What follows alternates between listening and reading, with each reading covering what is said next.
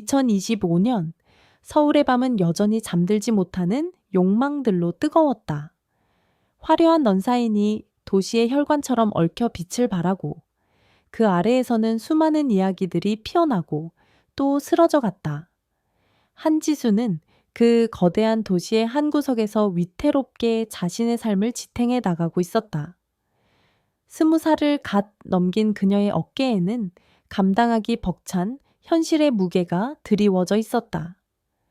부모님이 남기신 막대한 빚, 그리고 그 빚을 볼모 삼아 사사건건 그녀의 삶을 옥죄어오는 친척들의 냉대 속에서 지수는 하루하루를 버텨내고 있었다. 그럼에도 그녀의 눈빛은 쉽게 꺾이지 않았다. 오히려 그럴수록 더욱 단단해졌고 언젠가는 이 지긋지긋한 현실에서 벗어나리 라는 독한 의지를 품게 만들었다. 오늘 밤도 그녀는 화려한 강남의 한 고급 라운지, 그 이면에 숨겨진 자신의 진짜 모습을 감춘 채 또 다른 하루를 시작하려 하고 있었다.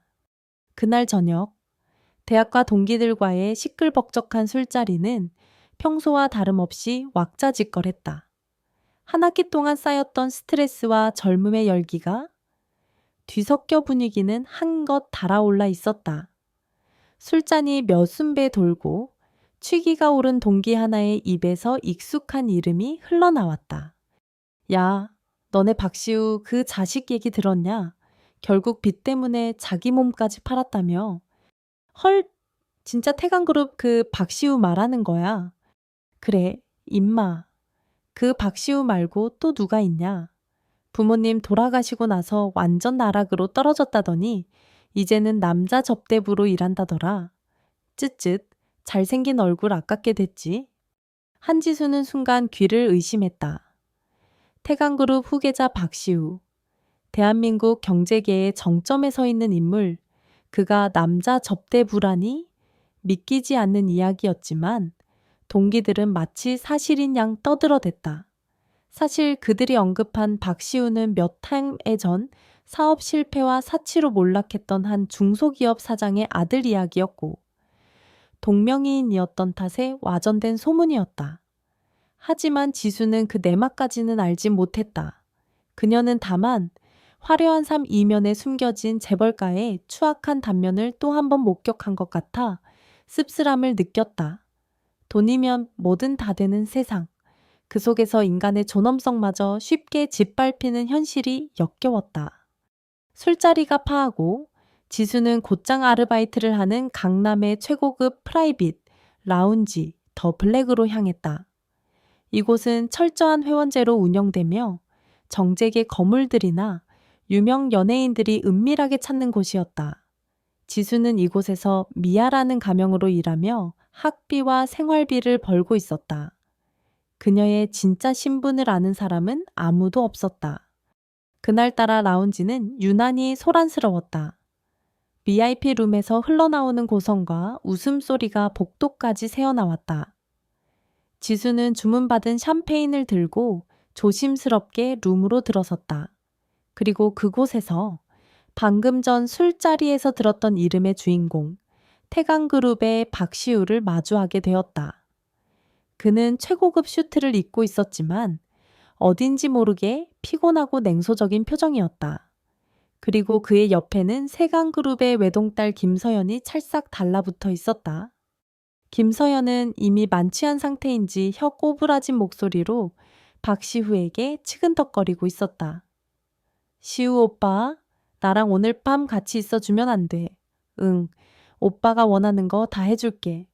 얼마면 되는데 말만 해. 내가 다 줄 수 있어. 박시우의 미간이 보기 싫게 구겨졌다. 그는 김서연의 팔을 차갑게 뿌리치며 낮은 목소리로 경고했다. 김서연, 적당히 해. 더 이상 추태 부리지 말고 돌아가. 하지만 김서연은 아랑곳하지 않고 더욱 노골적으로 그에게 매달렸다. 지수는 그 광경을 지켜보며 속으로 혀를 찼다. 꼴불견이군. 소문이 아주 틀린 건 아니었어. 저렇게 대놓고 남자에게 몸을 팔아달라고 하다니. 박시우, 저 인간도 똑같은 부류겠지. 그녀는 박시우가 김서연을 밀어내는 장면까지는 제대로 보지 못하고 샴페인만 내려놓은 채 서둘러 룸을 빠져나왔다. 박시우에 대한 경멸감과 혐오감이 그녀의 마음속에 더욱 깊이 새겨지는 순간이었다. 며칠 뒤 지수는 자신의 룸메이트이자 가장 친한 친구인 서유라로부터 충격적인 이야기를 듣게 되었다. 유라는 평범하지만 밝고 긍정적인 성격의 소유자였고 지수에게는 가족과도 같은 존재였다.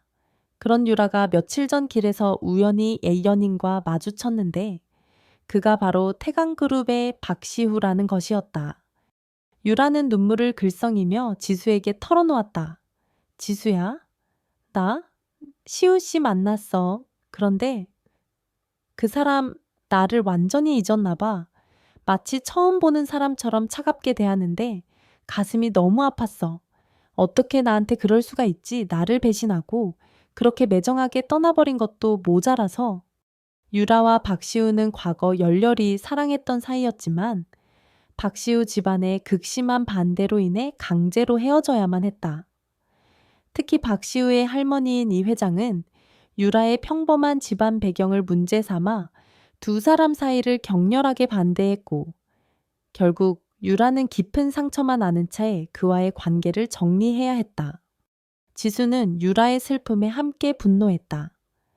친구의 눈에서 눈물을 흘리게 만든 박시우라는 남자가 더욱 증오스러워졌다. 그가 남자 접대부로 일한다는 소문까지 더해져 지수에게 박시우는 파렴치하고 냉혈한 인간으로 각인되었다. 한편 박시우는 할머니 이 회장의 압박에 못 이겨 정략 결혼 상대를 만나고 있었다. 그는 여전히 서유라를 잊지 못하고 있었지만 가문의 이익을 위해서는 자신의 감정 따위는 중요하지 않다고 생각하는 할머니의 뜻을 거역할 수 없었다. 그의 마음은 공허했고 매일 밤 술에 의지하지 않으면 잠들 수 없을 정도로 괴로운 나날을 보내고 있었다. 그에게 유일한 안식처는 어릴 적부터 그를 돌봐온 충직한 최 비서뿐이었다. 이 회장은 손자 박시우가 여전히 서율에게 미련을 버리지 못하고 있다는 것을 눈치챘다. 그녀는 태강그룹의 미래를 위해서라면 그 어떤 장애물도 용납할 수 없었다. 서유라는 반드시 제거해야 할 존재였다. 그러던 중 이 회장은 박시우의 주변 인물들을 뒷조사하는 과정에서 한지수라는 인물에 대해 알게 되었다. 그녀가 서유라의 가장 친한 친구이자 룸메이트이며 동시에 심각한 경제적 어려움을 겪고 있다는 사실까지도 이 회장의 머릿속에 교활한 계략이 떠올랐다. 그녀는 즉시 사람을 보내 한지수를 자신의 앞으로 불렀다. 서울 시내가 한눈에 내려다 보이는 최고급 호텔 스위트룸에서 이 회장은 우아하지만 차가운 미소를 지으며 한지수를 맞이했다. 한지수 양이라고 했나 듣던 대로 영특하게 생겼군. 이 회장은 특유의 위압적인 분위기로 지수를 압도했다. 자네의 어려운 사정은 익히 들어 알고 있네. 내가 자네에게 거절할 수 없는 제안을 하나 하지. 지수는 긴장감에 마른 침을 삼켰다. 이 거대한 그룹의 총수가 자신에게 무슨 볼일이 있는 것일까? 이 회장은 테이블 위에 두툼한 돈 봉투와 함께 계약서 한 장을 내려놓았다. 이 봉투 안에는 현금 5억이 들어있네. 그리고 이 계약서에 서명하면 자네가 짊어지고 있는 모든 빚을 청산해주고 원한다면 해외 유학까지 보내주겠네. 대신 자네는 앞으로 1년 동안 내 손자 박시우의 약혼녀 행세를 해야 하네. 그리고 서유라라는 아이를 내 손자 곁에서 확실하게 떼어내야 할 걸세. 어떤 방법을 써서라도. 지수의 눈이 커졌다. 50억, 상상조차 할 수 없는 거액이었다. 이 돈만 있다면 지긋지긋한 빚의 굴레에서 벗어날 수 있었다. 하지만 친구를 배신하라는 말인가? 사랑하는 사람과 헤어진 아픔으로 힘들어하는 율에게 또다시 상처를 주라는 것인가? 지수는 차마 그럴 수 없다고 생각했다. 회장님, 그런 제안은 받아들일 수 없습니다. 유라는 제 가장 친한 친구입니다. 제가 어떻게? 친구 이 회장은 코웃음을 쳤다. 이 세상에 영원한 친구란 존재하지 않네. 오직 이익만이 존재할 뿐이지. 한지수 양, 자네에게도 선택권은 없어. 이 제안을 받아들이지 않는다면 자네와 자네 가족들은 평생 빚더미 속에서 허덕이게 될 걸세. 내가 그렇게 만들 수 있다는 것을 잊지 말게. 이 회장의 협박은 차갑고 단호했다. 지수는 절망감에 휩싸였다. 그녀에게는 선택의 여지가 없었다. 친구에 대한 미안함과 죄책감, 그리고 돈의 유혹과 현실적인 협박 사이에서 그녀는 처절하게 갈등했다. 결국 그녀의 손은 떨리는 서명과 함께 계약서 위로 향하고 있었다. 피피링크가 번져나가는 순간 한지수는 자신의 영혼을 악맥에 팔아넘긴 것 같은 참담함을 느꼈다. 하지만 동시에 이 지옥 같은 현실에서 벗어날 수 있다는 작은 희망의 불씨를 발견하기도 했다. 이 위험한 계약의 끝에 무엇이 기다리고 있을지는 아무도 몰랐지만 그녀는 이미 주사위를 던진 뒤였다. 한지수의 서명이 적힌 계약서는 차가운 법적 효력을 발휘하며 그녀의 삶을 송두리째 흔들기 시작했다. 불과 며칠 전까지만 해도 상상조차 할 수 없었던 일들이 현실로 다가왔다. 이 회장은 약속대로 지수의 가족들이 짊어지고 있던 모든 빚을 눈 깜짝할 사이에 해결해 주었고, 그녀에게는 강남의 고급 오피스텔과 개인 비서, 그리고 매달 상상 이상의 생활비가 지급되었다. 하루아침에 벼락부자가 된 듯한 변화였지만 지수의 마음은 조금도 기쁘지 않았다. 오히려 서율에 대한 죄책감과 앞으로 닥쳐올 일들에 대한 불안감으로 매일 밤 악몽에 시달렸다. 계약 조건에 따라 지수는 박시우의 공식적인 약혼녀로서의 역할을 수행해야 했다. 이 회장은 지수를 위해 최고의 스타일리스트와 에티켓 강사를 붙여주었고, 그녀를 태강그룹의 안주인이 될 제목으로 완벽하게 탈바꿈시키려 했다. 지수는 짧은 시간 안에 상류층의 언어와 몸짓, 그리고 사교계의 암묵적인 규칙들을 익혀야만 했다.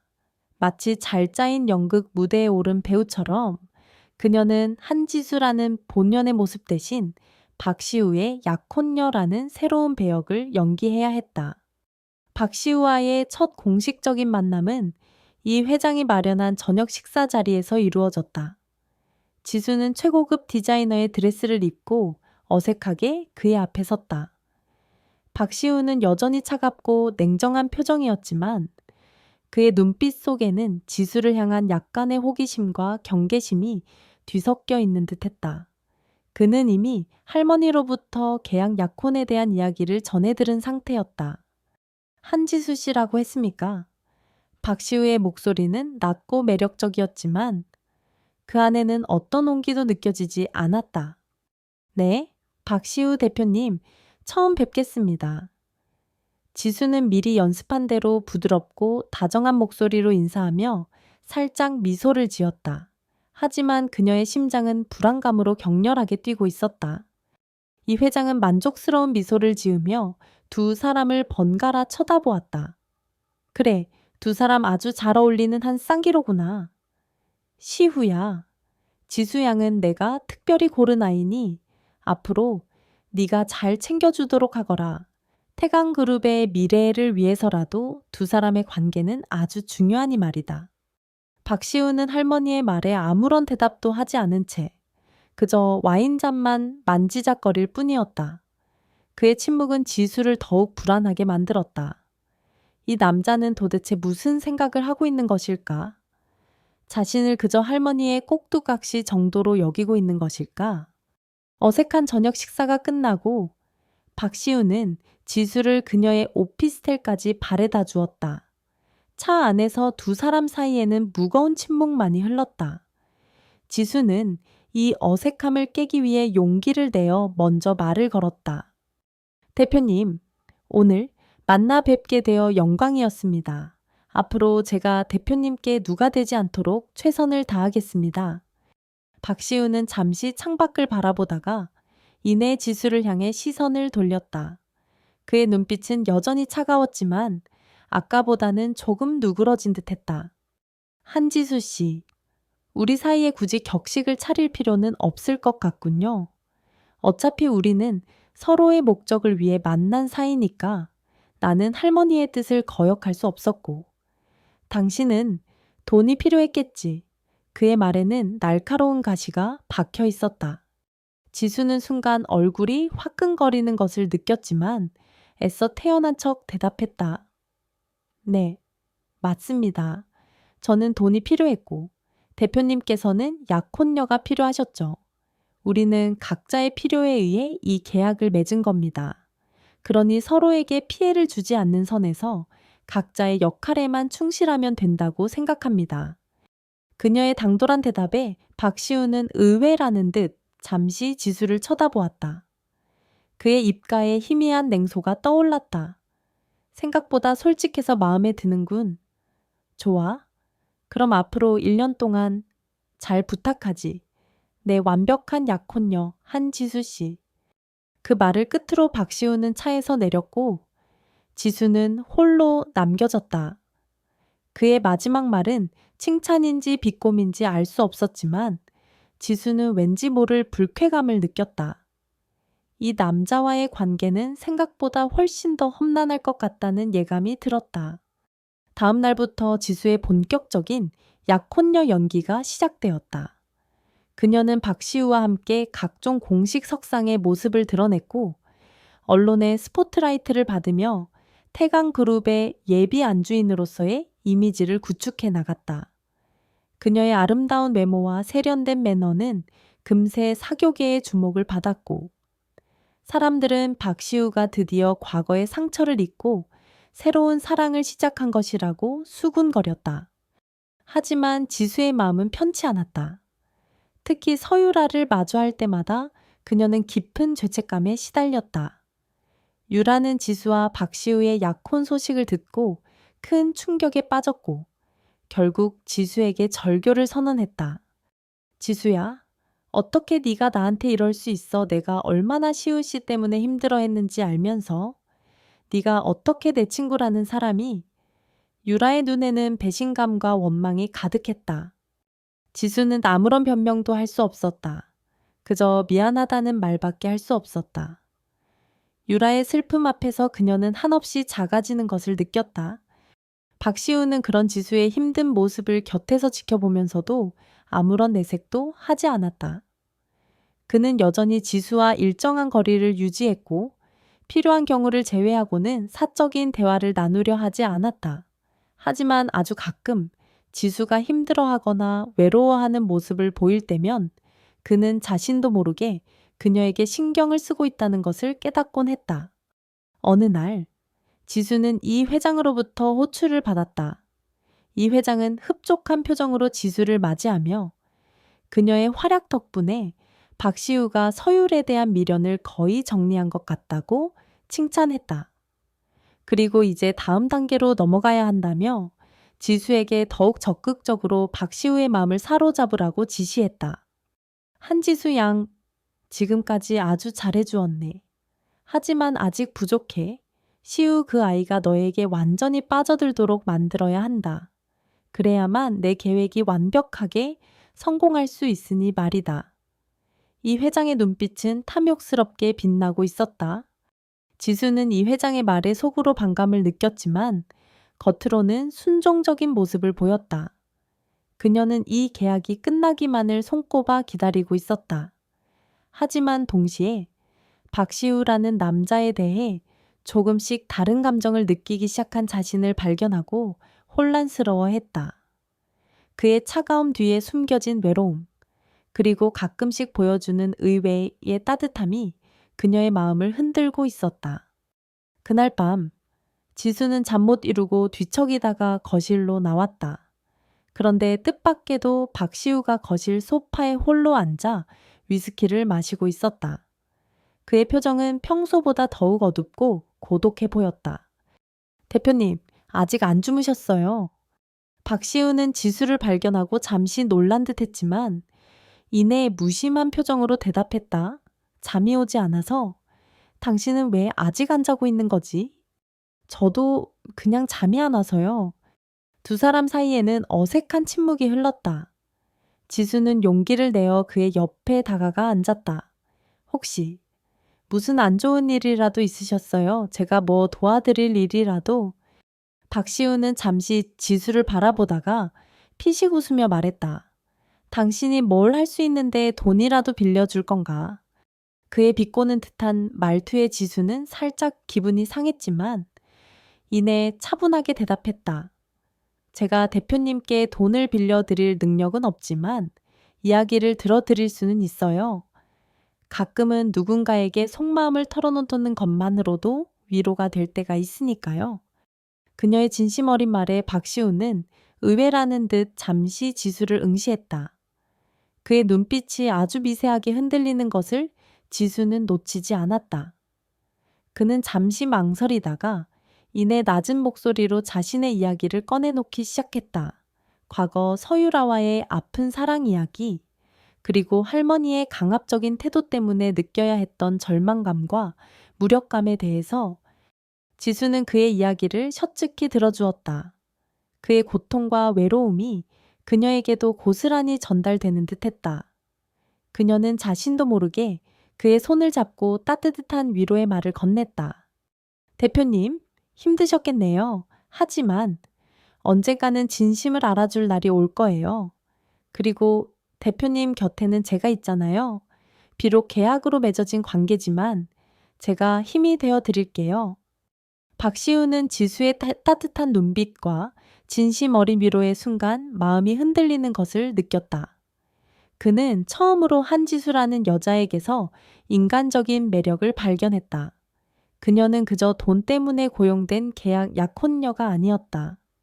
그녀에게는 사람의 마음을 움직이는 특별한 무언가가 있었다. 그날 밤, 두 사람은 처음으로 서로에게 솔직한 감정을 내비쳤다. 비록 그것이 완전한 사랑은 아니었지만 서로에 대한 이해와 연민, 그리고 아주 작은 설렘의 시작이었다. 이 위험한 계약의 끝에 무엇이 기다리고 있을지는 여전히 알 수 없었지만 지수는 어쩌면 이 차가운 남자와 조금은 다른 미래를 꿈꿀 수 있을지도 모른다는 작은 희망을 품기 시작했다. 그러나 그 희망 뒤에는 더욱 거대한 시련과 음모가 도사리고 있다는 것을 그녀는 아직 알지 못했다. 그날 밤의 솔직한 대화 이후 한지수와 박시우 사이에는 미묘한 기류가 흐르기 시작했다. 여전히 계약으로 맺어진 관계였고 서로를 향한 경계심이 완전히 사라진 것은 아니었지만 이전과는 분명 다른 분위기였다. 박시우는 지수를 대하는 태도가 한결 부드러워졌고 지수 역시 그에게서 차가운 사업가 이상의 인간적인 면모를 발견하며 조금씩 마음을 열기 시작했다. 아침 식사 시간은 더 이상 숨막히는 침묵 대신 짧은 대화들로 채워졌다. 박시우는 지수가 준비한 한식 아침상을 말없이 비웠고 때로는 오늘 커피 맛이 괜찮군 과 같은 예상치 못한 칭찬을 건네기도 했다. 지수는 그런 그의 작은 변화에 놀라면서도 한편으로는 설렘을 느꼈다. 그녀는 자신이 점점 더 이 위험한 계약에 깊이 빠져들고 있음을 직감했지만 솟아오르는 감정을 억누르기가 쉽지 않았다. 대외적으로 두 사람은 완벽한 약혼자 커플의 모습을 연기했다. 함께 자선 파티에 참석하고 미술관 데이트를 즐기며 유명 레스토랑에서 다정한 모습을 연출했다. 언론은 연일 그들의 로맨틱한 행보를 대서특필했고 세간의 관심은 뜨거웠다. 지수는 그런 상황이 어색하고 불편했지만 박시우는 오히려 능숙하게 상황을 이끌며 그녀를 배려했다. 그는 카메라 앞에서 지수의 손을 자연스럽게 잡거나 허리를 감싸며 다정한 눈빛을 보내는 등 마치 오랜 연인처럼 행동했다. 지수는 그런 그의 모습에 가슴이 뛰면서도 이것이 모두 연기일 뿐이라는 사실에 씁쓸함을 느꼈다. 그러던 중 지수는 이 회장으로부터 한 가지 은밀한 지시를 받게 되었다. 그것은 바로 박시우의 개인 서재에 몰래 들어가 그가 숨겨둔 중요한 서류를 찾아내라는 것이었다. 이 회장은 그 서류가 태강그룹의 경영권 승계와 관련된 극비 문서이며 박시우가 그것을 빌미로 자신에게 반기를 들려 한다고 주장했다. 지수는 큰 갈등에 휩싸였다. 박시우를 속이고 그의 사적인 공간을 침범하는 것은 내키지 않았지만 이 회장의 명령을 거역할 수도 없는 노릇이었다. 만약 이 일이 발각된다면 박시우와의 관계는 물론이고 계약 자체가 파기될 위험도 있었다. 하지만 동시에 그 중요한 서류라는 것이 무엇인지, 그리고 박시우가 정말로 할머니에게 반기를 들 계획을 세우고 있는지 궁금하기도 했다. 며칠을 고민하던 지수는 결국 위험을 무릅쓰기로 결심했다. 그녀는 박시우가 회사 일로 늦게 귀가하는 날을 틈타 그의 서재에 몰래 들어갔다. 서재는 온통 책과 서류들로 가득했고 어딘가 모르게 박시우의 냉철하고 지적인 분위기를 닮아 있었다. 지수는 떨리는 손으로 책상 서랍과 책장들을 뒤지기 시작했다. 한참을 뒤지던 그녀의 손에 낡은 가죽 다이어리 하나가 잡혔다. 조심스럽게 다이어리를 펼쳐본 지수는 깜짝 놀랐다. 그 안에는 박시우가 직접 쓴 듯한 글씨로 서율에 대한 절절한 그리움과 사랑, 그리고 그녀와 헤어져야만 했던 아픔과 고뇌가 고스란히 담겨 있었다. 그것은 차갑고 이성적으로만 보였던 박시우의 가장 깊은 내면을 엿볼 수 있는 비밀스러운 기록이었다. 유라야, 오늘도 네가 없는 하루가 저물어 간다. 내 미소, 내 목소리, 내 따뜻한 눈빛, 그 모든 것이 사무치게 그립다. 내가 너를 놓아버린 것이 과연 옳은 선택이었을까? 매일 밤 후회와 자책감으로 잠 못 이루는 이 고통을 너는 알까? 지수는 다이어리를 읽어 내려가며 자신도 모르게 눈물을 흘렸다. 박시우가 얼마나 서유라를 깊이 사랑했는지, 그리고 그 이별이 그에게 얼마나 큰 상처를 남겼는지 절실하게 느껴졌기 때문이었다. 동시에 자신이 지금 이 두 사람 사이에 끼어들어 무슨 짓을 하고 있는 것인지 깊은 회의감이 밀려왔다. 그때 서재문이 벌컥 열리며 박시우가 들어섰다. 그는 예상보다 일찍 귀가한 것이었다. 손에 자신의 다이어리를 들고 있는 지수를 발견한 박시우의 얼굴은 싸늘하게 굳어졌다. 지금 뭘 하고 있는 거지? 한지수 씨 그의 목소리에는 차가운 분노가 서려 있었다. 지수는 당황하여 어쩔 줄 몰랐다. 변명할 여지도 없이 현장에서 발각된 것이었다. 그녀는 떨리는 목소리로 간신히 입을 열었다. 대표님, 이건 오해입니다. 저는 그저... 오해. 박시우는 냉소를 흘리며 그녀에게 다가왔다. 그의 눈빛은 그 어느 때보다 차갑고 날카로웠다. 내 허락도 없이 함부로 내 서재에 들어와서 내 개인적인 물건을 뒤지는 게 오해라고. 당신 도대체 정체가 뭐야? 할머니가 보낸 스파이라도 되는 건가? 아닙니다. 저는 절대로. 그럼 이게 뭔지 설명해봐. 왜 내 다이어리를 보고 있었던 거지? 당신 혹시 서율에 대해 뭔가 알고 있는 건가? 박시우는 지수를 매섭게 추궁했다. 그의 마음속에는 지수에 대한 배신감과 함께 어쩌면 그녀가 서유라와 관련된 어떤 비밀을 알고 있을지도 모른다는 불안감이 뒤섞여 있었다. 지수는 그의 날카로운 시선을 피하며 고개를 숙였다. 눈물이 뺨을 타고 흘러내렸다. 그녀는 차마 이 회장의 지시였다고 말할 수는 없었다. 그것은 박시우를 더욱 깊은 절망에 빠뜨릴 뿐이라는 것을 알았기 때문이었다. 죄송합니다. 대표님, 제가 잘못했습니다. 호기심 때문에 해서는 안 될 짓을 했습니다. 정말 죄송합니다. 지수는 진심으로 사과했다. 박시우는 눈물을 흘리는 지수를 잠시 복잡한 표정으로 바라보았다. 그녀의 눈물 속에는 진심이 담겨 있는 듯했다. 하지만 그는 쉽게 그녀를 용서할 수 없었다. 자신의 가장 깊은 상처를 건드린 그녀를 그리고 자신을 속이려 한 그녀를 믿을 수 없었다. 나가. 박시우는 싸늘하게 말했다. 다시는 내 서재에 함부로 들어오지 마. 그리고 당신과 나 사이의 계약, 다시 한번 생각해 봐야 할 것 같군. 그의 마지막 말은 지수에게 비수처럼 꽂혔다. 계약 파기. 그것은 그녀에게 사형 선고나 다름없었다. 만약 이 계약이 파기된다면 그녀는 다시 빚더미에 올라앉게 될 것이고 복수는커녕 평범한 삶조차 유지하기 어려워질 터였다. 지수는 절망적인 심정으로 서재를 나왔다. 모든 것이 끝났다고 생각했다. 하지만 그녀는 아직 포기할 수 없었다. 어떻게든 박시우의 오해를 풀고 이 위기를 넘겨야만 했다. 다음 날 지수는 박시우에게 진심을 담아 사과 편지를 썼다. 그리고 그가 가장 좋아하는 음식들을 직접 만들어 그의 방으로 가져갔다. 박시우는 여전히 냉담했지만 그녀의 진심 어린 노력에 조금씩 마음이 흔들리는 듯했다. 그는 지수가 가져온 음식을 말없이 먹었고 그녀의 편지를 읽으며 깊은 생각에 잠겼다. 며칠 뒤 박시우는 지수를 불렀다. 그의 표정은 여전히 차가웠지만 이전처럼 날카롭지는 않았다. 한지수 씨, 당신의 사과는 잘 받았소. 하지만 나는 아직 당신을 완전히 믿을 수 없어. 당신이 정말로 단순한 호기심 때문에 내 서재에 들어왔다고 생각하지 않아.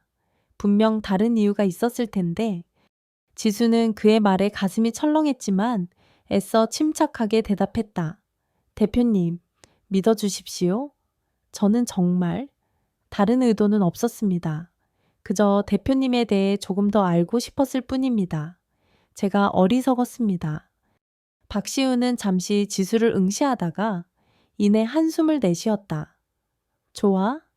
이번 한 번만은 넘어가도록 하지. 하지만 다시 한번 이런 일이 생긴다면 그때는 정말 용서하지 않을 거요. 지수는 안도의 한숨을 내쉬었다. 위기는 넘겼지만 두 사람 사이의 신뢰는 이미 금이 간 상태였다. 이 관계를 회복하기 위해서는 더 많은 시간과 노력이 필요할 터였다. 하지만 이 사건은 뜻밖의 결과를 가져왔다. 박시우는 지수가 자신의 다이어리를 읽었다는 사실을 알게 된 후 오히려 그녀에게 자신의 속마음을 조금씩 드러내기 시작했다. 어쩌면 자신의 가장 깊은 상처를 공유한 사람에게서 어떤 동질감이나 위안을 느꼈기 때문인지도 몰랐다. 그는 지수에게 서유라와의 추억, 그리고 그녀를 향한 변치 않는 마음에 대해 솔직하게 털어놓았다. 지수는 그의 이야기를 들어주며 진심으로 그를 위로했다. 그리고 그 과정에서 그녀는 자신이 박시우에게 느끼는 감정이 단순한 연민이나 동정심이 아니라는 것을 깨달았다. 그것은 분명 사랑이었다. 친구의 옛 연인을, 그것도 자신을 이용하고 있는지도 모르는 남자를 사랑하게 되었다는 사실에 그녀는 혼란스러웠지만 부정할 수는 없었다. 두 사람의 관계는 위태로운 줄타기를 하는 것처럼 아슬아슬하게 이어졌다. 가면 뒤에 숨겨진 진심들이 조금씩 드러나면서 그들의 마음은 더욱 복잡하게 얽혀갔다. 그리고 그들 주변에는 여전히 이 회장의 검은 그림자와 아직 드러나지 않은 또 다른 음모들이 소용돌이치고 있었다. 한지수와 박시우 사이에 미묘한 감정의 변화가 일어나는 동안 그들을 둘러싼 주변 상황은 더욱 복잡하게 흘러가고 있었다. 특히 태강그룹과 라이벌 관계에 있는 세강그룹의 외동딸, 김서연의 존재는 시한폭탄과도 같았다. 그녀는 박시우에 대한 집착을 버리지 못하고 있었고 어떻게든 한지수를 그의 곁에서 떼어내려 호시탐탐 기회를 엿보고 있었다.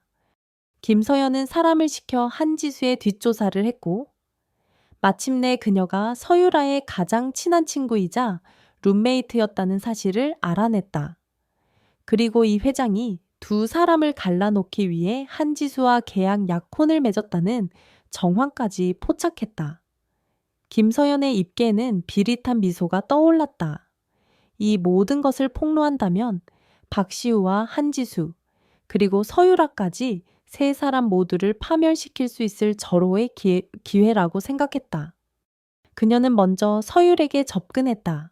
아무것도 모르는 척 순진한 얼굴로 다가가 박시우가 여전히 서유라를 잊지 못하고 있으며 한지수와의 약혼은 모두 이 회장이 꾸민 거짓 연극이라는 사실을 흘렸다.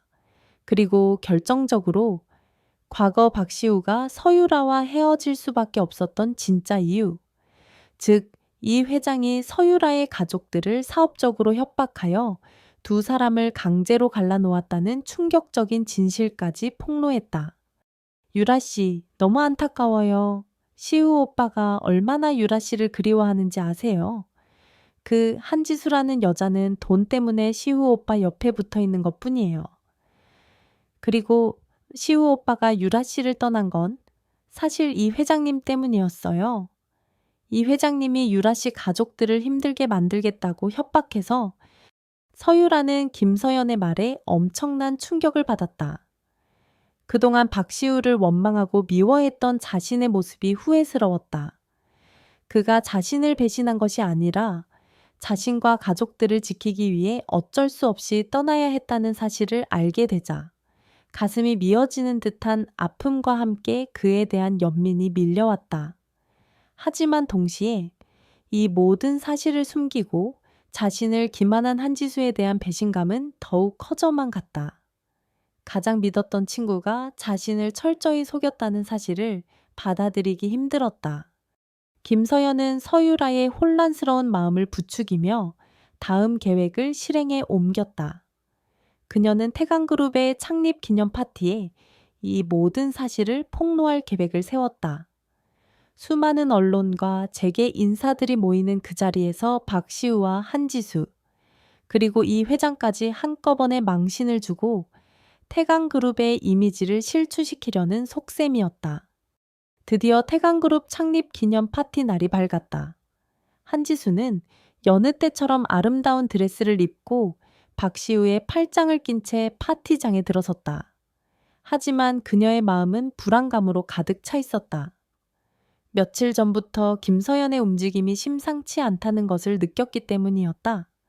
파티가 한창 무르익을 무렵 예상대로 김서연이 나타났다. 그녀는 마치 승리자처럼 당당한 모습으로 단상 위로 올라가 마이크를 잡았다. 여러분, 오늘 이 자리에서 저는 태강그룹의 추악한 진실을 폭로하고자 합니다. 지금 박시우 대표, 옆에 서 있는 한지수 씨는 사실 돈 때문에 고용된 가짜 약혼녀입니다. 그리고 박시우 대표는 과거 자신의 연인이었던 서유라 씨를 이 회장님의 강압 때문에 매정하게 버린 파렴치한 남자입니다. 김서연의 폭탄 발언에 파티장은 순식간에 아수라장으로 변했다. 사람들은 술렁거렸고 카메라 플래시가 쉴 새 없이 터져나왔다. 이 회장의 얼굴은 분노로 일그러졌고 박시우는 당혹감을 감추지 못했다. 한지수는 온몸의 피가 차갑게 식는 것을 느꼈다. 올 것이 왔다는 절망감과 함께 이 상황을 어떻게 헤쳐나가야 할지 막막했다. 바로 그때 파티장 한쪽 구석에서 서유라가 모습을 드러냈다. 그녀는 김서연의 말을 듣고 모든 사실을 확인하기 위해 이곳에 온 것이었다. 그녀의 눈에는 깊은 슬픔과 함께 박시우를 향한 안타까움이 서려 있었다. 김서연은 서유라를 발견하고 회심의 미소를 지었다. 자, 여기 이 모든 사건의 피해자인 서유라 씨가 직접 증언해 주실 겁니다. 서유라 씨, 어서 이들의 위선을 만천에 알려주세요. 모든 사람의 시선이 서율에게 집중되었다. 그녀는 떨리는 목소리로 천천히 입을 열었다. 하지만 그녀의 입에서 나온 말은 김서연의 예상과는 전혀 다른 것이었다. 김서연 씨, 당신은 지금 무슨 말을 하고 있는 거죠? 제가 언제 피해자라고 했나요? 서유라는 단호한 눈빛으로 김서연을 쏘아보았다. 박시우 씨와 제가 과거에 사랑했던 것은 사실입니다. 그리고 저희가 헤어진 이유 중에는 집안의 반대도 있었고요. 하지만 그건 이미 지나간 일입니다. 그리고 한지수 씨는 제 가장 친한 친구입니다. 저는 지수와 시우 씨의 약혼을 진심으로 축복하고 있어요. 서유라의 예상치 못한 발언에 김서연은 당황하여 말을 잇지 못했다. 한지수와 박시우 역시 놀란 눈으로 서유라를 바라보았다. 서유라는 사실 이곳에 오기 전 한지수와 만나 모든 오해를 풀고 화해한 상태였다. 지수는 율에게 모든 것을 솔직하게 털어놓았고 유라는 지수의 진심을 이해하고 그녀를 용서해 주었던 것이다. 두 사람의 우정은 시련을 통해 더욱 단단해져 있었다. 서유라는 이어서 말했다. 그리고 김서연 씨, 당신이야말로 거짓과 기만으로 다른 사람들을 상처 입히고 있어요. 당신이 시우 씨에게 집착하는 이유가 정말 순수한 사랑 때문이라고 생각하세요? 아니면 세강 그룹의 이익을 위해서인가요? 서유라의 날카로운 방역에 김서연의 얼굴은 하얗게 질렸다. 그녀는 아무런 대꾸도 하지 못하고 비틀거리며 단상에서 내려왔다. 상황은 순식간에 역전되었다. 사람들은 김서연의 악의적인 폭로에 분노했고 오히려 한지수와 박시우 그리고 서유라의 용기 있는 모습에 박수를 보냈다. 이 회장은 이 모든 상황을 지켜보며 복잡한 표정을 지었다. 자신의 계획이 틀어졌다는 사실에 대한 분노와 함께 손자의 진심과 한지수라는 아이의 당당함에 대한 일말의 감탄이 교차했다. 파티가 끝나고 박시우는 한지수와 서율에게 진심으로 고마움을 전했다. 특히 서유라의 용기 있는 행동은 그에게 큰 감동을 주었다. 그는 서율에게 과거의 상처에 대해 다시 한번 사과했고 서유라는 그의 사과를 받아들이며 이제는 좋은 친구로 남자고 말했다. 한지수는 이 모든 상황이 마치 꿈처럼 느껴졌다. 최악의 위기를 넘겼지만 그녀의 마음은 여전히 무거웠다. 이 회장과의 계약은 아직 끝나지 않았고 박시우에 대한 자신의 감정도 정리되지 않은 상태였다. 며칠 뒤 박시우는 한지수를 찾아와 진지한 표정으로 말했다. 한지수 씨, 이제 우리 이 가짜 약혼 놀이는 그만합시다. 나는 더 이상 할머니의 꼭두각시 노릇을 하고 싶지 않아요. 그리고 당신에게도 더 이상 상처를 주고 싶지 않고요. 그의 말은 사실상 계약 파기를 의미했다. 지수는 예상했던 일이었지만 가슴 한구석이 아려오는 것을 느꼈다. 박시우는 그녀에게 계약금을 돌려주지 않아도 좋다고 말했지만 지수는 그럴 수 없었다. 그녀는 이 회장으로부터 받은 돈의 일부를 이미 빚을 갚는 데 사용했지만 나머지는 고스란히 보관하고 있었다. 대표님, 그동안 감사했습니다. 그리고 죄송했습니다. 지수는 그 말을 남기고 조용히 그의 곁을 떠났다. 그녀는 이 회장에게도 계약 파기를 통보하고 남은 돈과 함께 그동안 제공받았던 모든 것을 돌려주었다. 그리고 아무에게도 알리지 않은 채 홀로 잠적했다. 박시우는 지수가 떠난 뒤 깊은 상실감과 함께 그녀에 대한 자신의 진심을 깨달았다. 그녀는 단순한 계약 상대가 아니었다. 자신도 모르는 사이에 그녀를 깊이 사랑하게 되었던 것이다. 그는 뒤늦게 후회하며 지수를 찾아 나섰지만 그녀의 행방은 어디에서도 찾을 수 없었다. 시간이 흘러 박시우는 할머니, 이 회장의 간섭에서 벗어나 태강 그룹을 자신만의 방식으로 이끌기 시작했다. 그는 이전보다 더욱 냉철하고 카리스마 넘치는 경영자로 변모했지만 그의 마음 한구석에는 늘 한지수에 대한 그리움과 미안함이 자리 잡고 있었다. 그는 언젠가 그녀를 다시 만나게 된다면 진심으로 사과하고 자신의 마음을 고백하리라 다짐했다. 한편 모든 것을 버리고 떠난 한지수는 작은 시골 마을에서 새로운 삶을 시작했다. 그녀는 과거의 화려함 대신 소박하지만 평온한 일상 속에서 마음의 상처를 치유해 나갔다. 그녀는 작은 도서관에서 봉사활동을 하며 아이들에게 책을 읽어주고 틈틈이 글을 쓰며 자신의 꿈을 키워나갔다.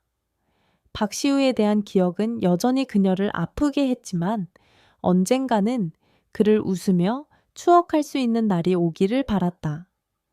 두 사람의 운명은 그렇게 다시 한번 엇갈린 채 시간의 강물 속으로 흘러가고 있었다. 한지수가 홀연히 사라진 후 박시우의 삶은 잿빛으로 변했다. 태강그룹의 후계자라는 화려한 타이틀도 막대한 부와 권력도 그에게는 아무런 위안이 되지 못했다. 그의 마음속은 온통 한지수에 대한 생각으로 가득 차 있었고 그녀의 빈자리는 시간이 갈수록 더욱 크게 느껴졌다. 그는 자신이 얼마나 어리석었는지 그리고 그녀에게 얼마나 큰 상처를 주었는지 뒤늦게 깨닫고 깊은 후회와 자책감에 시달렸다. 그는 마치 홀린 사람처럼 한지수의 흔적을 찾아 헤맸다. 그녀가 살던 오피스텔, 그녀가 자주 가던 카페, 그녀가 좋아하던 책들, 그 모든 것들이 그의 심장을 예리하게 파고들었다. 최 비서에게 수소문을 지시했지만 한지수는 마치 처음부터 존재하지 않았던 사람처럼 감쪽같이 사라진 뒤였다. 할머니 이 회장은 그런 박시우의 모습을 지켜보며 처음으로 자신의 행동을 후회하기 시작했다. 손자의 행복을 위해서라고 생각했던 모든 일들이 오히려 그를 깊은 불행으로 몰아넣었다는 사실을 깨달은 것이다. 그녀는 박시우에게 진심으로 사과했지만 이미 엎질러진 물이었다. 박시우는 할머니의 사과를 받아들이지 않았고 두 사람 사이의 꼴은 더욱 깊어만 갔다. 할머니, 이제 더 이상 제 삶에 관여하지 마세요. 할머니께서 원하시는 대로 태강그룹을 이끌겠지만 제 개인적인 삶까지 할머니의 뜻대로 움직이지는 않을 겁니다. 박시우는 차갑게 말하고 돌아섰다. 그의 눈빛에는 깊은 원망과 함께 이제는 누구에게도 휘둘리지 않겠다는 단호한 의지가 담겨 있었다. 이 회장은 손자의 싸늘한 뒷모습을 바라보며 한숨을 내쉬었다. 평생 가문의 명예와 이익만을 쫓아왔던 자신의 삶이 처음으로 허무하게 느껴졌다. 어쩌면 가장 중요한 것을 놓치고 있었던 것은 아니었을까. 박시우는 한지수를 잇기 위해 일에만 몰두했다. 그는 이전보다 더욱 냉철하고 공격적인 방식으로 사업을 확장해 나갔고 태강그룹은 그의 지휘 아래 눈부신 성장을 거듭했다. 사람들은 그의 뛰어난 경영 능력에 감탄했지만 그의 개인적인 삶은 철저히 베일에 쌓여 있었다. 그는 그 어떤 여자에게도 마음을 주지 않았고 사교계의 화려한 파티에도 모습을 드러내지 않았다. 그의 마음속에는 오직 한지수만이 자리 잡고 있었다. 시간이 약이라는 말은 그에게는 해당되지 않는 듯했다. 시간이 흐를수록 한지수에 대한 그리움은 더욱 사무치게 커져만 갔다. 그는 매일 밤 그녀의 꿈을 꾸었고 꿈에서 깨어나면 지독한 공허감에 시달렸다. 그는 그녀가 남기고 간 모든 것을 소중히 간직했다. 그녀가 사용했던 찻잔, 그녀가 읽던 책, 심지어 그녀가 무심코 흘렸던 머리핀 하나까지도. 그러던 어느 날 박시우는 우연히 서유라와 마주쳤다.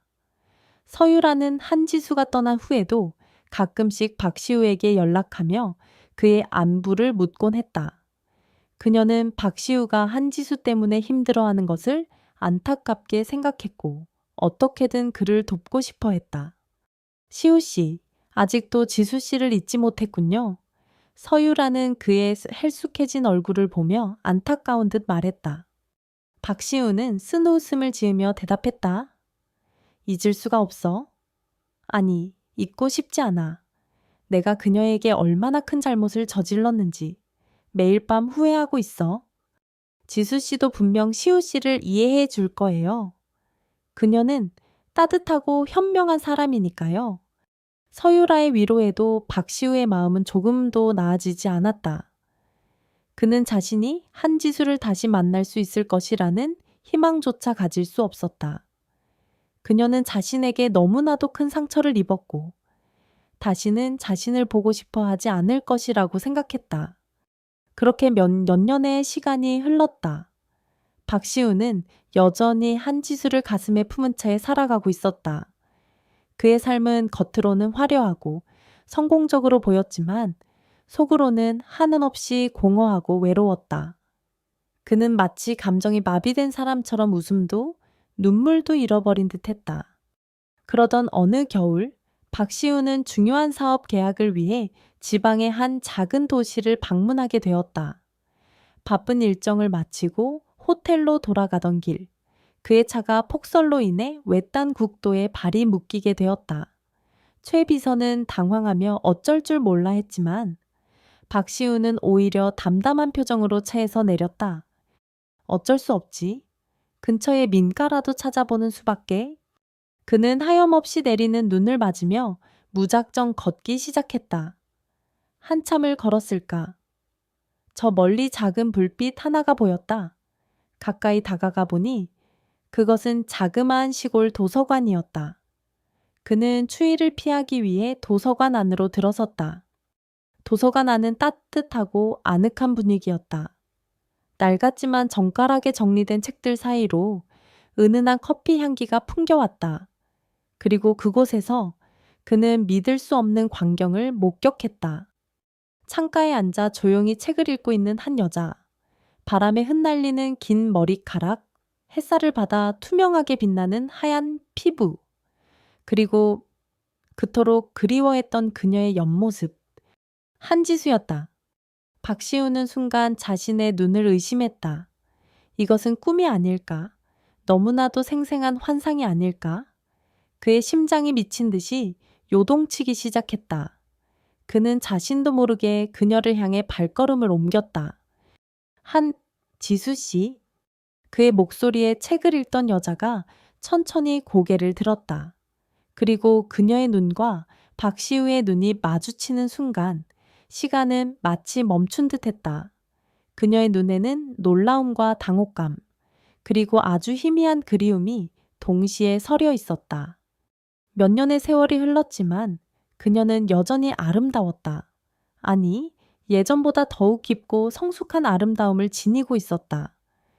그녀의 눈빛은 평온했지만 그 안에는 과거의 아픔을 극복해낸 강인함이 담겨 있었다. 박시우는 그 자리에 얼어붙은 듯 서서 아무 말도 하지 못했다. 수많은 감정들이 그의 가슴 속에서 소용돌이쳤다. 기쁨, 슬픔, 후회, 그리고 안도감.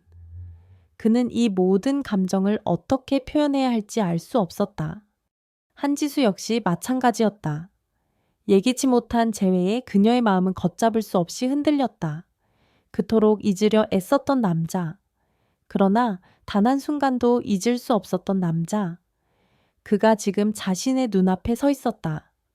팽팽한 침묵 속에서 두 사람의 시선은 오랫동안 서로에게 머물러 있었다. 마치 세상에 단둘만 남겨진 것처럼 그들의 재회는 그렇게 하얀 눈이 소리 없이 내리는 작은 시골 도서관에서 운명처럼 이루어졌다. 하지만 이 재회가 과연 그들에게 새로운 시작을 의미하는 것일지 아니면 또 다른 아픔의 시작일지는 아무도 알 수 없었다. 모든 것은 이제부터 그들의 선택에 달려 있었다. 하얀 눈이 소리 없이 창밖을 적시는 작은 시골 도서관. 박시우와 한지수는 몇 년이라는 시간에 강을 사이에 두고 마주섰다. 그들의 눈빛은 수만 가지 감정을 담은 채 허공에서 얽혔고 주변의 모든 것은 희미한 배경처럼 멀어져 갔다. 먼저 침묵을 깬 것은 박시우였다. 그의 목소리는 오랜 그리움과 억눌렸던 감정들로 인해 미세하게 떨리고 있었다. 정말 한지수 씨 맞군요. 믿을 수가 없어요. 당신이 여기에 있을 줄은.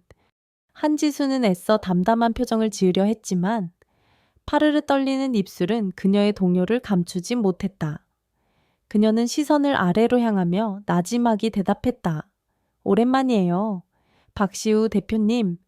아니, 이제는 회장님이라고 불러야 하나요? 그녀의 목소리는 예전처럼 맑았지만 어딘가 모르게 깊은 슬픔의 그림자가 드리워져 있었다. 박시우는 그녀의 그런 모습에 가슴이 미어지는 듯한 아픔을 느꼈다. 자신이 그녀에게 얼마나 큰 상처를 남겼는지 다시 한번 절감했다. 수지 씨, 그동안 어떻게 지냈어요? 왜 아무 말도 없이 떠나버린 거예요? 내가 얼마나 당신을 찾아 헤맸는지 알아요. 그의 목소리에는 원망과 안타까움, 그리고 간절함이 뒤섞여 있었다. 지수는 천천히 고개를 들어 박시우를 바라보았다. 그의 얼굴에는 지난 몇 년의 세월이 남긴 깊은 고뇌와 피로감이 역력했다. 하지만 그의 눈빛은 여전히 그녀를 향한 변치 않는 진심을 담고 있는 듯했다.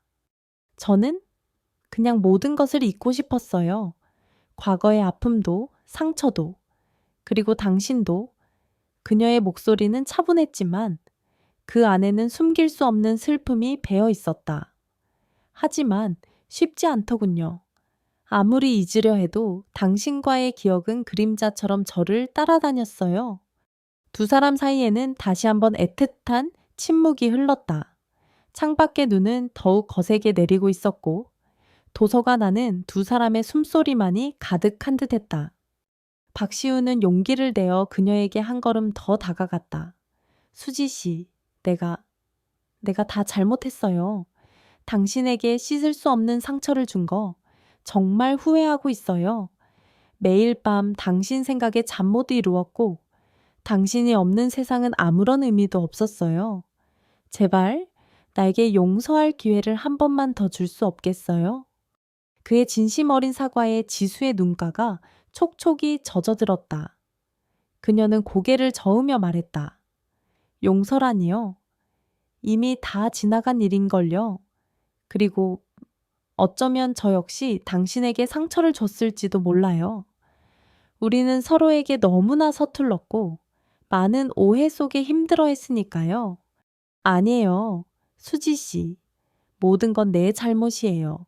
내가 좀 더 용기 있었더라면 할머니의 뜻에 맞서 당신을 지켰어야 했는데 바로 그때 도서관 문이 열리며 한 아이가 해맑게 웃으며 들어왔다. 그리고 지수를 향해 달려와 그녀의 품에 안겼다. 엄마밖에 눈이 엄청 많이 와요. 우리 같이 눈사람 만들어요. 아이의 목소리에 박시우는 그대로 얼어붙었다. 엄마? 그의 시선은 지수와 아이를 번갈아 쳐다보았다. 아이는 지수를 꼭 닮은 예쁜 여자아이였고 나이는 대여섯 살쯤 되어 보였다. 지수는 당황한 표정으로 아이를 감싸 안으며 박시우를 바라보았다. 그녀의 눈빛은 제발 아무것도 묻지 말아달라고 애원하는 듯했다. 하지만 박시우는 이미 모든 것을 직감했다. 아이의 초롱초롱한 눈망울은 자신과 너무나도 닮아 있었기 때문이었다. 수지 씨, 이 아이는 혹시 지수는 더 이상 숨길 수 없다는 것을 깨달았다. 그녀는 눈물을 글썽이며 고개를 끄덕였다. 네, 당신 딸이에요. 시우 씨. 이름은 박서연이라고 지었어요. 박시우는 그 자리에 주저앉을 뻔했다. 자신에게 딸이 있었다니. 그것도 자신이 그토록 사랑했던 여자와의 사이에서 기쁨과 슬픔, 그리고 형언할 수 없는 감정들이 그의 온몸을 휘감았다. 그는 떨리는 손으로 서연이에게 다가가 아이의 작은 얼굴을 어루만졌다. 서연이는 낯선 남자의 손길에 잠시 놀란 듯 했지만 이내 해맑게 웃으며 그의 손가락을 잡았다. 그 순간 박시우는 세상 모든 것을 다 가진 듯한 벅찬 감동을 느꼈다. 그날 이후 박시우는 모든 일정을 취소하고 지수와 서연이 곁에 머물렀다. 그는 지난 몇 년간 자신이 놓쳤던 아버지로서의 역할을 다하기 위해 최선을 다했다. 서연이와 함께 눈사람을 만들고 썰매를 타고 밤에는 따뜻한 벽난로 앞에서 동화책을 읽어주었다. 서연이는 처음에는 어색해했지만 곧 태어나서 처음 만난 아빠에게 마음을 열고 따르기 시작했다. 지수는 그런 두 사람의 모습을 지켜보며 복잡한 감정에 휩싸였다. 한편으로는 딸에게 아빠를 찾아주었다는 사실에 기뻤지만 다른 한편으로는 다시 박시우와 얽히게 되는 것이 두려웠다. 과거의 상처가 아직 완전히 아물지 않은 탓이었다. 박시우는 그런 지수의 마음을 눈치챘지만 섣불리 다가가지 않았다. 그는 지수에게 충분한 시간을 주기로 마음먹었다. 그녀의 상처가 아물고 다시 한번 자신을 믿어줄 수 있을 때까지 묵묵히 기다리기로. 그러던 어느 날 서울에서 뜻밖의 손님이 찾아왔다. 바로 서유라였다. 유라는 우연히 박시우의 행방을 알게 되었고 한 걸음에 이곳까지 달려온 것이었다. 그녀는 지수와 서연이를 보고 깜짝 놀랐지만 이내 따뜻한 미소로 그들을 안아주었다. 지수야, 정말 오랜만이다. 그리고 서연이, 정말 예쁘구나. 유라의 눈에는 진심 어린 축복이 담겨 있었다. 세 사람은 오랜만에 한자리에 모여 그동안 못다한 이야기들을 나누었다. 유라는 지수에게 지난 몇 년간 박시우가 얼마나 그녀를 그리워하며 힘들어했는지, 그리고 그녀를 찾기 위해 얼마나 많은 노력을 기울였는지 이야기해 주었다. 지수는 유라의 말을 들으며 박시우의 진심을 다시 한번 확인할 수 있었다. 유라는 떠나기 전 지수의 손을 잡고 진심으로 말했다. 지수야, 이제 그만 시우 씨를 용서해주면 안 될까, 두 사람. 서로 너무 많이 사랑하고 있잖아. 그리고 서연이를 위해서라도. 유라의 말은 지수의 마음을 깊이 울렸다. 그녀는 더 이상 과거의 상처에 얽매여 자신과 딸, 그리고 박시우까지 불행하게 만들고 싶지 않았다. 그녀에게는 용기가 필요했다. 모든 것을 잊고 다시 한번 사랑을 시작할 용기가. 그날 밤 지수는 박시우를 찾아갔다. 그리고 그의 눈을 똑바로 바라보며 말했다. 시우 씨, 나 당신을 용서할게요. 그리고 다시 한번 당신을 믿어보고 싶어요. 우리 서연이를 위해서, 그리고 우리 자신을 위해서 다시 시작할 수 있을까요? 박시우는 지수의 말에 감격하여 그녀를 와락 끌어안았다. 그의 눈에서는 뜨거운 눈물이 흘러내렸다. 고마워요. 수지 씨, 정말 고마워요. 다시는 당신을 놓지 않을게요. 평생 당신과 서연이 곁에서 행복하게 해줄게요. 두 사람은 한참 동안 서로를 끌어안은 채 기쁨의 눈물을 흘렸다. 창밖에는 여전히 하얀 눈이 아름답게 내리고 있었고 그들의 재회와 용서를 축복하는 듯했다. 길고 길었던 시간의 강을 건너 그들은 마침내 서로의 진심을 확인하고 새로운 시작을 약속했다. 하지만 그들의 앞날에는 또 다른 시련이 기다리고 있을지도 몰랐다. 이 회장과의 관계, 그리고 세상의 시선. 그들은 이 모든 것을 극복하고 진정한 행복을 쟁취할 수 있을까? 모든 것은 이제 막 다시 시작되고 있었다. 작은 시골 마을에서의 기적적인 재회 이후 박시우와 한지수, 그리고 딸 서연이는 함께 서울로 돌아왔다. 그들의 갑작스러운 귀환은 태강그룹은 물론이고 사교계 전체에 큰 파장을 일으켰다. 죽은 줄로만 알았던 박시우의 옛 약혼녀가 그의 딸과 함께 나타났다는 소식은 순식간에 퍼져나갔고 사람들은 저마다 추측과 호기심을 쏟아냈다. 가장 큰 충격을 받은 것은 역시 이 회장이었다.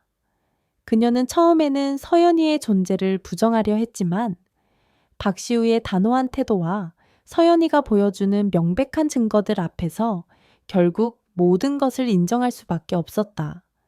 손자의 행복을 망쳐놓았다는 죄책감과 함께 처음으로 만난 증손녀에 대한 애틋한 감정이 그녀의 마음속에서 복잡하게 교차했다. 박시우는 이 회장에게 더 이상 과거의 방식으로 자신과 가족들의 삶에 개입하지 말 것을 강력하게 요구했다. 그는 한지수와 정식으로 혼인하여 서연이에게 완벽한 가정을 만들어줄 것이며 만약 이를 방해하려 한다면 태강그룹의 후계자 자리까지도 버릴 수 있다고 선언했다. 그의 단호한 결심 앞에서 이 회장은 마침내 무릎을 꿇었다. 그녀는 자신의 과오를 인정하고 두 사람의 미래를 진심으로 축복해 주기로 약속했다. 세상의 시선은 곱지 않았다. 미혼모와 재벌 후계자의 사랑 이야기는 자극적인 가십거리로 소비되었고 한지수를 향한 악의적인 루머와 비난도 끊이지 않았다. 하지만 한지수는 더 이상 과거처럼 움츠러들지 않았다. 박시우의 굳건한 사랑과 서연이의 해맑은 미소는 그녀에게 세상 그 어떤 것과도 맞설 수 있는 용기를 주었다. 그녀는 당당하게 세상 앞에 나섰고 자신과 딸의 행복을 지키기 위해 싸웠다. 박시우 역시 한지수의 곁을 든든하게 지켰다. 그는 언론 인터뷰를 통해 과거의 모든 오해와 진실을 밝혔고 한지수를 향한 변함없는 사랑과 존경을 표현했다. 그의 진솔한 모습에 대중의 여론은 조금씩 바뀌기 시작했고 두 사람을 응원하는 목소리도 높아졌다. 김서연은 이 모든 상황을 지켜보며 절망감과 질투심에 사로잡혔다. 그녀의 모든 계략이 수포로 돌아갔고 박시우의 마음은 더욱더 한지수에게로 향했기 때문이었다. 그녀는 마지막 발악처럼 태강그룹에 대한 악의적인 루머를 퍼뜨리고 사업을 방해하려 했지만 이미 모든 것을 예상하고 있던 박시우와 최 비서의 철저한 대비로 인해 실패로 돌아갔다. 결국 김서영과 세강그룹은 불법적인 행위들이 드러나면서 몰락의 길을 걷게 되었다. 모든 폭풍이 지나가고 박시우와 한지수는 마침내 수많은 사람들의 축복 속에서 정식으로 부부가 되었다. 그들의 결혼식은 화려하진 않았지만 서로에 대한 깊은 사랑과 신뢰가 느껴지는 따뜻하고 아름다운 예식이었다. 서연이는 예쁜 화동이 되어 엄마 아빠의 결혼을 축하했고 서유라와 최비서를 비롯한 그들의 소중한 사람들도 함께 기쁨을 나누었다. 결혼 후 한지수는 태강그룹의 안주인으로서 조용히 내조에 힘쓰는 대신 자신의 능력을 발휘하여 사회공헌재단을 설립했다. 그녀는 자신과 같이 어려운 환경에 처한 여성들과 아이들을 돕는 일에 앞장섰고 그녀의 진정성 있는 활동은 많은 사람들에게 감동을 주었다. 박시우 역시 아내의 활동을 적극적으로 지원하며 태강그룹을 사회적 책임을 다하는 존경받는 기업으로 성장시켰다. 이 회장은 과거의 냉혹했던 모습을 버리고 자애로운 증조 할머니이자 존경받는 어른으로 변화했다. 그녀는 서연이와 많은 시간을 보내며 손녀딸에 대한 사랑을 표현했고 한지수에게도 진심으로 마음을 열고 다가갔다. 한때 갈등과 반목으로 얼룩졌던 강씨 집안에는 비로소 따뜻한 사랑과 화목이 찾아왔다. 시간이 흘러 박시우와 한지수는 서연이 외에도 사랑스러운 아들, 딸을 더 낳아 행복한 가정을 꾸렸다. 그들의 집에는 언제나 아이들의 웃음소리가 끊이지 않았고 서로를 아끼고 사랑하는 마음으로 가득했다. 어느덧 결혼 20주년을 맞이한 날, 박시우와 한지수는 처음 재회했던 작은 시골 도서관을 다시 찾았다. 그곳은 여전히 변함없이 따뜻함하고 아늑한 모습으로 그들을 맞이해 주었다. 창가에 나란히 앉아 내리는 눈을 바라보며 두 사람은 지난 시간들을 추억했다. 수지야, 우리가 처음 여기서 다시 만났을 때가 엊그제 같은데 벌써 이렇게 많은 시간이 흘렀네. 박시우가 감회에 젖은 목소리로 말했다. 한지수는 그의 어깨에 살며시 머리를 기대며 미소 지었다. 그러게요. 그때는 우리가 이렇게 행복해질 거라고 상상도 못했었는데 모든 것이 기적 같아요. 기적이 아니야. 수지. 이건 우리가 함께 만들어낸 행복이지. 박시우는 지수의 손을 따뜻하게 감싸 잡았다. 당신이 내 곁에 없었다면 나는 평생 어둠 속에서 길을 잃었을 거야. 당신이 내 삶의 빛이 되어 주었어. 나에게도 당신은 빛이었어요. 시우 씨. 당신 덕분에 나는 과거의 상처를 이겨내고 다시 사랑을 믿을 수 있게 되었으니까요. 두 사람은 말없이 서로를 바라보았다. 그들의 눈빛 속에는 수많은 시련을 함께 이겨낸 동지애와 세월이 흘러도 변치 않는 깊은 사랑이 담겨 있었다. 사랑해, 한지수, 나도 사랑해요. 박시우. 그들의 입맞춤과 함께 이야기는 잔잔한 해피엔딩을 맞이했다. 엇갈린 시선과 잔혹한 소문으로 시작되었던 그들의 인연은 수많은 오해와 위기를 극복하고 마침내 영원한 사랑의 약속으로 이어졌다. 앞으로 그들의 삶에는 또 어떤 이야기들이 펼쳐질지 알 수 없지만 분명한 것은 그들이 함께하는 한 그 어떤 어려움도 헤쳐나가며 눈부신 행복을 만들어갈 것이라는 사실이었다. 창밖의 눈은 그들의 변치 않을 사랑을 축복하듯 세상 모든 것을 하얗고 아름답게 덮어가고 있었다. 한지수와 박시우, 두 사람의 길고 험난했던 사랑 이야기가 이렇게 막을 내렸습니다. 이 이야기가 여러분의 마음에 작은 여운과 따뜻한 감동을 남겼기를 바랍니다. 처음에는 오해와 계약으로 시작된 관계였지만 수많은 시련과 역경을 함께 헤쳐나가면서 서로의 진심을 발견하고 진정한 사랑을 이루어가는 그들의 모습은 우리에게 많은 것을 생각하게 합니다. 삶이란 때로는 예측 불가능한 방향으로 흘러가고 예기치 않은 어려움에 직면하기도 합니다. 하지만 그 속에서 우리가 잃지 말아야 할 것은 바로 사랑과 믿음, 그리고 용기일 것입니다. 한지수와 박시우가 보여주었듯이 진심은 언젠가 통하고 사랑의 힘은 그 어떤 시련도 극복할 수 있다는 것을 기억해 주셨으면 좋겠습니다. 이 이야기가 여러분의 일상에 잠시나마 즐거움과 위로를 선사했기를 바라며 앞으로도 더 좋은 이야기로 여러분을 찾아뵐 수 있도록 노력하겠습니다.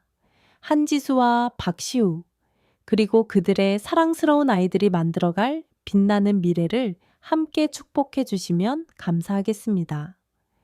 이 긴 이야기를 끝까지 함께 해주신 모든 독자 여러분께 진심으로 감사드립니다. 늘 건강하시고 매일이 행복과 사랑으로 가득하시기를 기원합니다. 감사합니다.